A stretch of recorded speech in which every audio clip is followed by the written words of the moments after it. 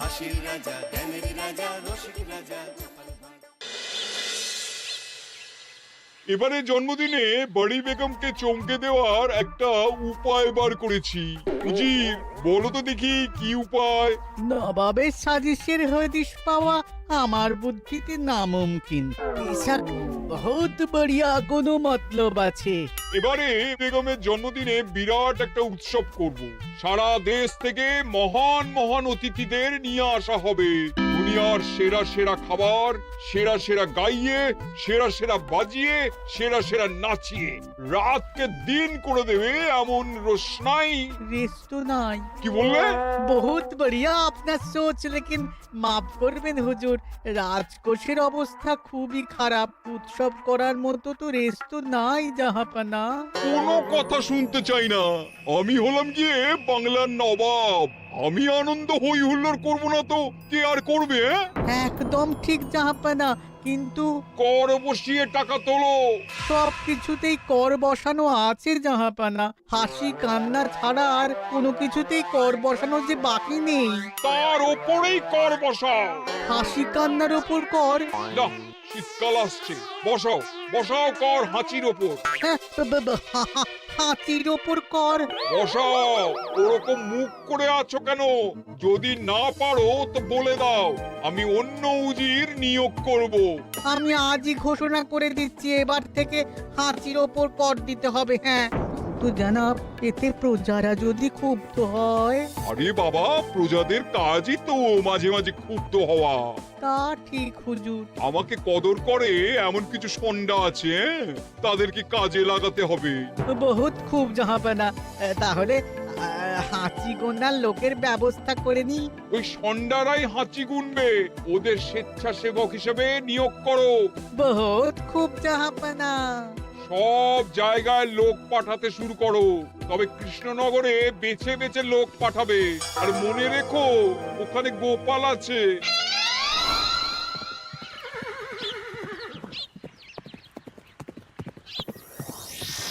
সব জায়গায় কর আদায়কারী পাঠিয়ে দেওয়া হয়েছে জাহাপানা।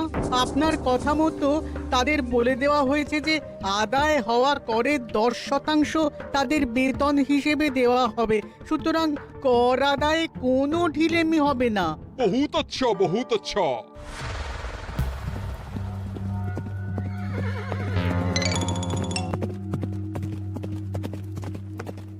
হ্যাঁ, তুমি ঠিক পড়েছো তো মন্ত্রী? হাঁচির উপরে কর? বলেন তো, আর একবার পড়ছি মহারাজ। আসলে এটা নবাবই মশকরা।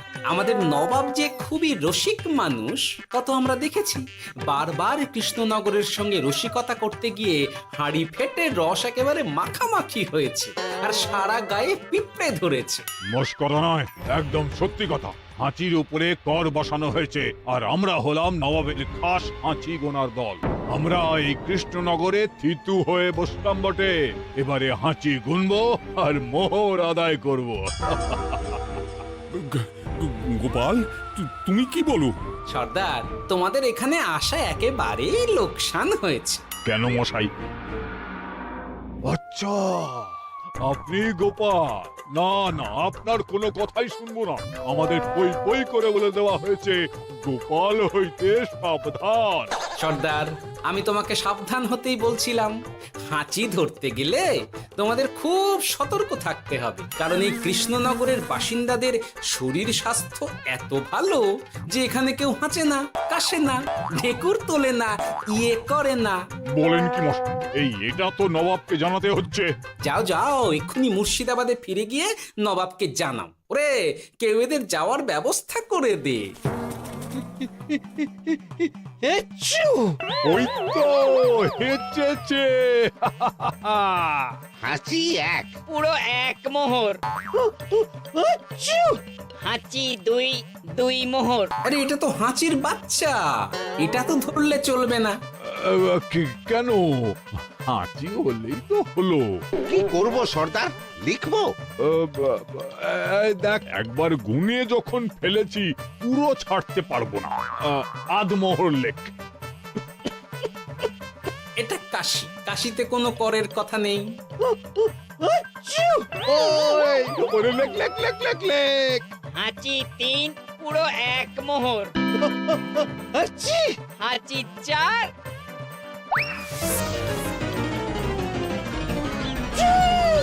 হাঁচি 5 লেখো। হাঁচি 6,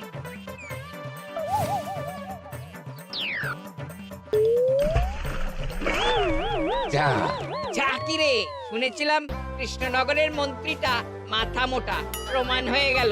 জল থেকে উঠবে যখন ঠান্ডা লেগে হাঁচি তো আরো বাড়বে। জলে বুড়বুড়ি উঠছে, বেটা জলের তলায় তলায় হাঁচছে। হাঁচি 7, এখনো তো ফিরলো না, বেলা গড়িয়ে দুপুর হয়ে গেল। ভাববেন না রাজামশাই, আমরা যারা যারা এখানে এসেছি সবাই ধড়িবাজ লোক। মন্ত্রীর হাঁচি নিংড়ে নিয়ে ফিরবে। ছি ছি ছি ছি ছি ছি ছি ছি ছি। কি হলো গোপাল? আমরা কৃষ্ণনগরের প্রবাদ প্রতিম আতিথেয়তার অসম্মান করেছি মহারাজ। কেন? কিভাবে? কখন? এখন মহারাজ, এখন এনারা সেই সুদূর মুর্শিদাবাদ থেকে এসেছেন, আর আমরা এতক্ষণ শুধু অন্য কথাই বলে চলেছি, এনাদের আপ্যায়নের ব্যবস্থা করিনি। তাই তো। মহারাজ, আপনি ব্যস্ত হবেন না। এই কে আছো? শোনো, এদের রাজ অতিথিশালাতে থাকার বিশেষ ব্যবস্থা করো। এদের খাবার যাবে মহারাজের পাকশাল থেকে। এদের সব সুবিধে অসুবিধে দেখার জন্য দাস দাসী নিযুক্ত থাকবে। এই চলো হে চলো। আরে দাঁড়াও সর্দার, হ্যাঁ বলুন। তোমাদের তো আবার গোপালের কথা শোনা বারণ। আমার ব্যবস্থায় বোধহয় তোমরা থাকবে না। বাদ দিন তো, আসলে ভয় ছিল আপনার বুদ্ধিকে, আর ভয় নেই। কেমন আগু পিছু বিচার না করেই বলে ফেললেন এখানে কেউ হাঁচে না। বুঝে গেছি, আসলে গোপাল হলো গল্প। চলো হে চলো, ও বড্ড খিদে পেয়েছে। প্রহরী, এই সর্দারের দলের বাকি লোকগুলো এলে এদেরকেও অতিথিশালায় নিয়ে যেও। হ্যাঁ, আচ্ছা। এ কি গোপাল, এই রক্তচোষাগুলোর জন্য তুমি রাজনিবাস আর রাজভোগের ব্যবস্থা করে দিলে? গোপাল কার পক্ষে মহারাজ? এতক্ষণ গোপালের সব কাজ তো কৃষ্ণনগরের বিপক্ষে গেল। বটেই তো, আমি মনে মনে গণনা করে দেখলাম গোপালের শুল যোগ শুরু হয়েছে। আগামী 1 যুগ ধরে গোপাল যেখানে থাকবে সেখানে রাহুর প্রকোপে দুঃখ দারিদ্র মহামারী একসঙ্গে এসে ধরা পড়বে। মহারাজ, গোপাল কখনো কৃষ্ণনগরের খারাপ ভাবেনি। সে যখন ওই রক্তচোষাদের রাজভোগে রাখার ব্যবস্থা করেছে, তখন বুঝতে হবে এর মধ্যে একটা ঘোরতর পেঁচ আছে।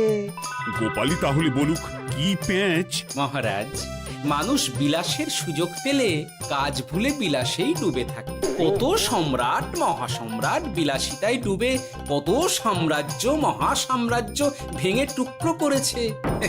এরা তো নবাবের পাঠানো কিছু মূর্খ বালক মাত্র মহারাজ। এদের রাজভোগে ডুবিয়ে দিলে হাঁচির কথা কি এদের মনে থাকবে?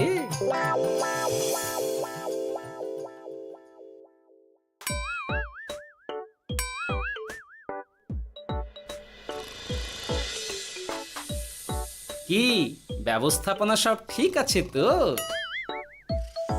হ্যাঁ হ্যাঁ, খাসা ব্যবস্থা হয়েছে। আপনারা আমাদের অতিথি বলে কথা, আরাম করুন।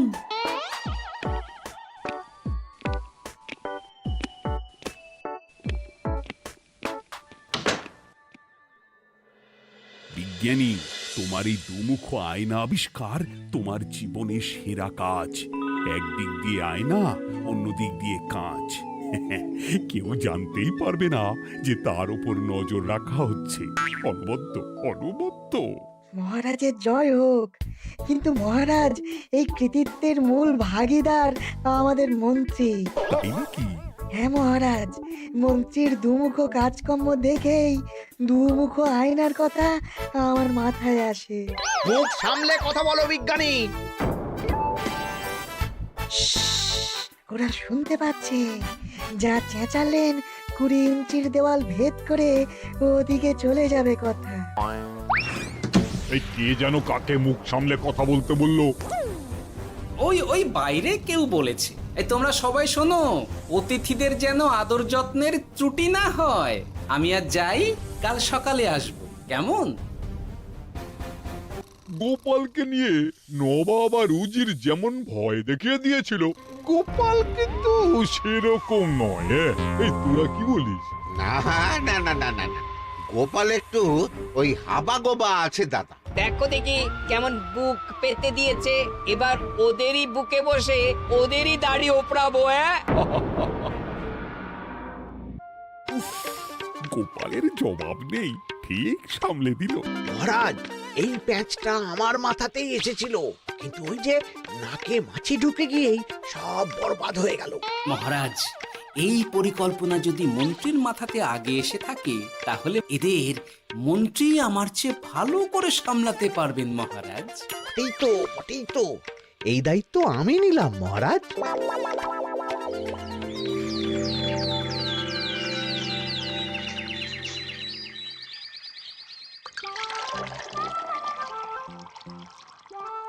আহা, সকালে ঘুম থেকে উঠে এই রকম বেলের পানা যেন স্বর্গের অমৃত। আছে আছে, আরো আছে। পানীয়, খাদ্য, আরাম, আয়েশ, যত চাও তত পাবে। এ কি, আপনি গোপাল কোথায়? মহারাজ বিবেচনা করে দেখেছেন যে মহামান্য অতিথিদের পরিচর্যার ভার গোপালের মতো একজন ভাঁড়ের পক্ষে বহন করা সম্ভব নয়, তাই এই দায়িত্ব আমাকে দেওয়া হয়েছে। কিন্তু কোনো কিন্তু নেই সর্দার, আমি যে খানা পিনা নাচা গানা আমোদ আহ্লাদের ব্যবস্থা করেছি দেখে তুমি চমকে যাবে। দেখা নয় বিজ্ঞানী, এবার শুধু কাজের সময়। কাল মন্ত্রীর উপর ওদের ভার ছেড়ে দিয়ে কৃষ্ণনগরের যে সর্বনাশটি করেছো, কোনো কাজ করে আর সেটিকে সামলানো যাবে না। হ্যাঁ, আহা, তোমার দেখছি মন্ত্রীর উপরে একটুও আস্থা নেই। ঠিক কি প্যাচ করছো বলো তো? প্যাচের কথা পরে হবে, তোমাকে যত তাড়াতাড়ি সম্ভব হাঁচির ওষুধ আবিষ্কার করতে হবে। হাঁচির ওষুধ? হ্যাঁ, হাঁচির ওষুধ। ওভাবে দেখছো কি বন্ধু, তোমাদের কাজের সব দায়িত্ব এখন আমার কাঁধে। তোমরা আমোদ করবে আর আমি কর আদায় করে তোমার হাতে এনে তুলে দেব। সর্দার, এর মধ্যে একটা চাল আছে মনে হচ্ছে। কি আর আমি বুঝিনি। এখন কি করবে? বিশ্বাস করে আদায় উসুলের ভার এর উপরে ছেড়ে দেবে? পাগল নাকি? মন্ত্রী মশাই, বলো বন্ধু। বলছিলাম আর দেরিতে কাজ কি?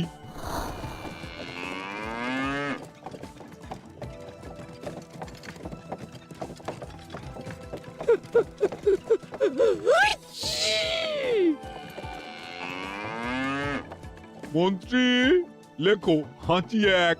ওহে, তোমার নাম কি? মন্ত্রেশ্বর হুজুরি আগে। লিখুন মন্ত্রী মশাই, নাম লিখুন। ওহে মন্তেশ্বর, হাঁচি কর, এক মোহর ছাড়ো দেখিনি। হাঁচি দুই। আরে যাও, দৌড়ে গিয়ে দু মোহর আদায় করে আনো। ওরে, তোরা সব কৃষ্ণনগরের কোণে কোণে ছড়িয়ে পড় দেখি, একটা হাঁচিও যেন বাদ না পড়ে। হ্যাঁ,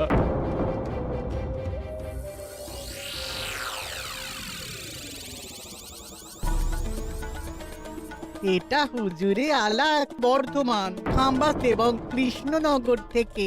চমৎকার চমৎকার। তাহলে গোপাল কিছু করতে পারেনি, আমাদের যুব শক্তি কৃষ্ণনগরকে পুরো নিংড়ে নিয়ে আসছে।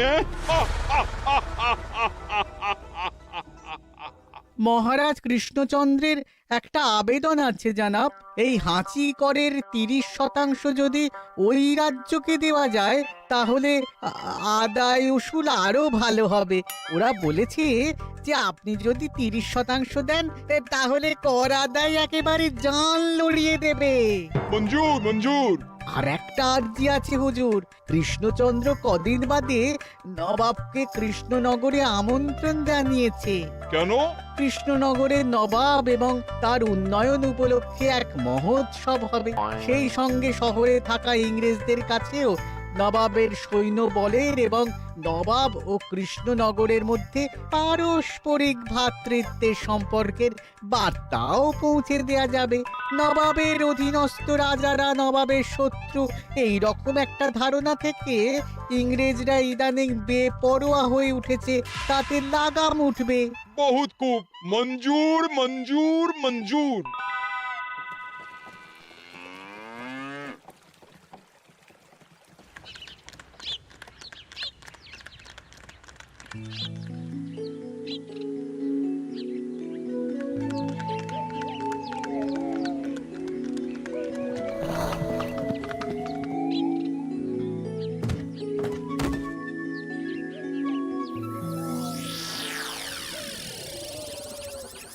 কি ব্যাপার গোপাল? জাহাপনা বলুন, কি খিদমত করব? আমি যা বলবো তাই করবে। অবশ্যই জাহাপনা। क्या बात উজির, তুমি সাক্ষী, মহারাজ কৃষ্ণচন্দ্র আপনিও সাক্ষী। গোপাল আমাকে কথা দিয়েছে আমি যা চাইবো তাই করবে। গোপাল, তুমি আমার সঙ্গে মুর্শিদাবাদ যাবে। এখন থেকে আমার দরবারের বিদূষক হিসেবে থাকবে, কেমন? ওরে ওরে ওরে ওরে ওরে, তোরা বাজনা বাজা। এখন থেকে গোপাল আর কৃষ্ণনগরের নয়, গোপাল মুর্শিদাবাদের। চড়ছে বাজা।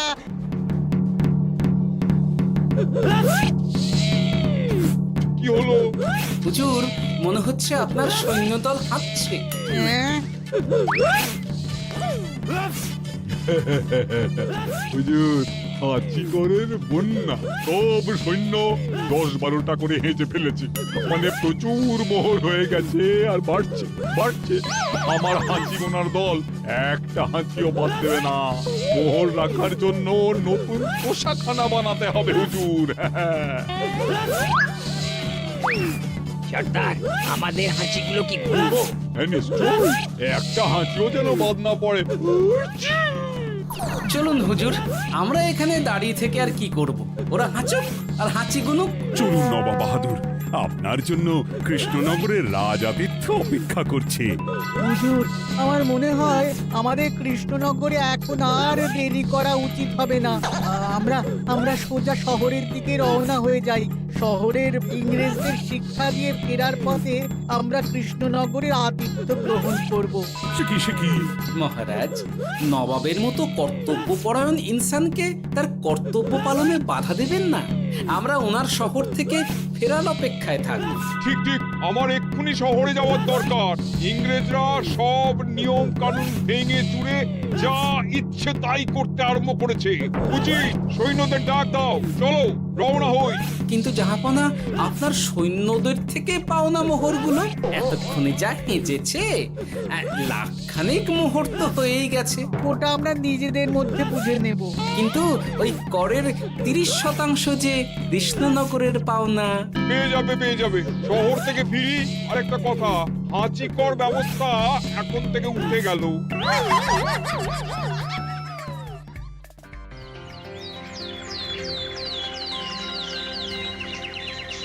মহারাজ, কিভাবে গোপাল ভাঁড় মহাশয় নবাবের উন্মাদের মতো জারি করা ওই হাঁচিকর থেকে আমাদের সকলকে রক্ষা করেছেন তা আমরা সকলেই জানি। খাম্বাজের তরফ থেকে তাই গোপালকে সামান্য উপহার।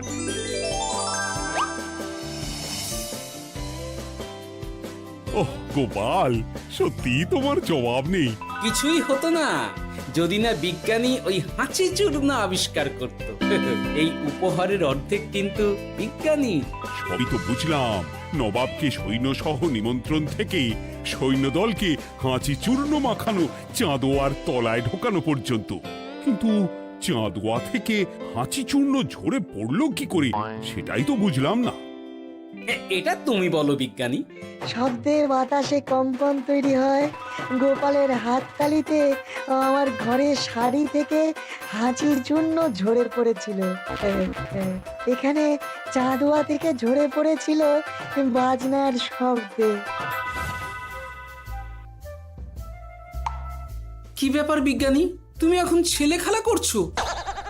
হাঁচির ওষুধ হয়ে গেছে। হয়ে গেছে? মূল উপাদান তামাক, গোলমরিচ আর আলকুশির গুঁড়ো। কাজ হবে? হাততালি দাও। হাঁচ! কাজ হলো। ব্যাপারটা কি হলো? ওই শাড়িটাতে হাঁচি চূর্ণ মাখানো আছে, তোমার হাততালির শব্দের কম্পনে ঝরে ঝরে পড়েছে। একবার নাকের কাছে এলে পিঁপড়ের থেকে পিশাচ, হাঁচতেই হবে, হাঁচতে হবেই হবে।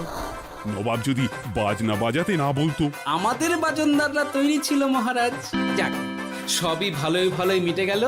যার শেষ ভালো তার সব ভালো। ব্যাস, এখন শুধু একটাই কাজ বাকি।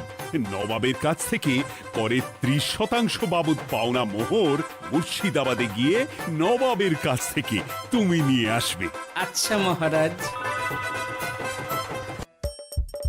হাসির রাজা জ্ঞানের রাজা রসিক রাজা